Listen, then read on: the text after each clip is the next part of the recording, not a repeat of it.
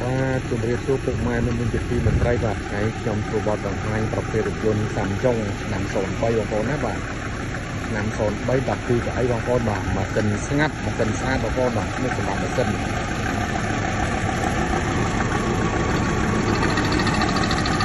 ម៉ាស៊ីនស្អាតបងប្អូនបាទឡើងនេះសម្រាប់ឃ្លាំងបងប្អូនបាទម៉ាស៊ីនស្ងាត់ស្អាតបងប្អូនបាទម៉ាស៊ីនស្ងាត់បងប្អូនបាទឡើងស្អាតថ្មីឡើងនៅក្នុងឃ្លាំងបងប្អូនណាបាទ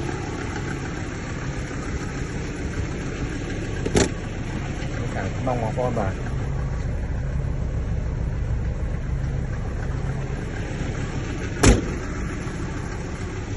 បាទដូច្នេះបងប្អូនចាប់អារម្មណ៍តាក់ទងចូលតាមឆាតឬក៏តាមលេខទូរស័ព្ទបងប្អូនណាបាទតម្លៃលក់ត្រឹមតែ 6500 ចរចាបងប្អូនបាទ